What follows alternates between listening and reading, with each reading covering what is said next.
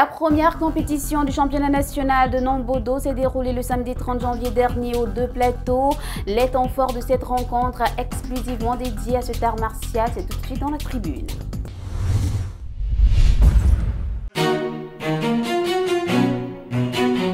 Casa Sport des Deux Plateaux, dans ce temple des arts martiaux, se déroulait la première compétition du championnat national de Nambodo. Une trentaine d'athlètes issus de 10 clubs, dont celui de l'association Chininda de Ndossi, y effectuaient leur entrée sportive devant différentes autorités sportives et le président de la FICDA, Fanny Aboubakar, venu honorer de leur présence la fédération ivoirienne de Nambodo.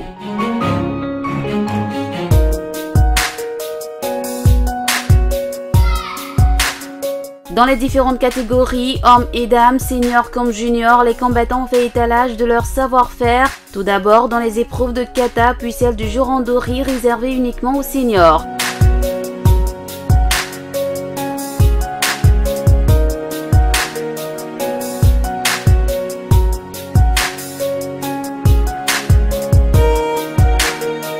Au constat, la période des vacances n'aura pas entaché une seule portion de leur maîtrise, tant ces combattants se sont bonifiés au fil des temps.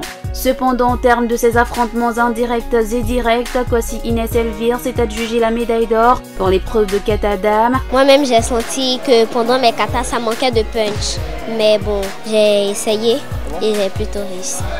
Chez les hommes, Agré Jules Arnaud est lui aussi monté sur la plus haute marche du podium. C'est pas parce que j'ai gagné que je vais dormir sur mes lauriers. Je dois forcément me mettre au travail parce qu'il y a des échéances qui sont encore plus importantes qui arrivent.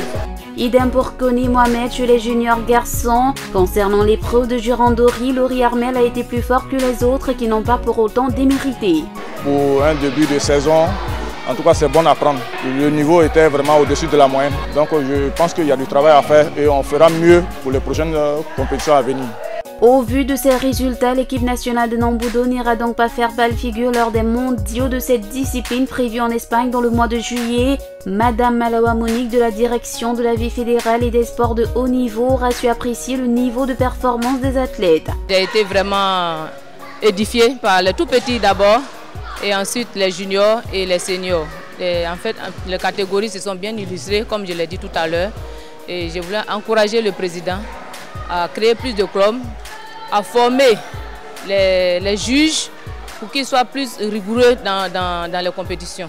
Kwasi Comenon, le président de la fédération ivoirienne de Nambodo, satisfait lui aussi, prépare déjà les prochaines échéances du calendrier de la saison 2015-2016, dont la plus importante reste le championnat du monde de Nambodo.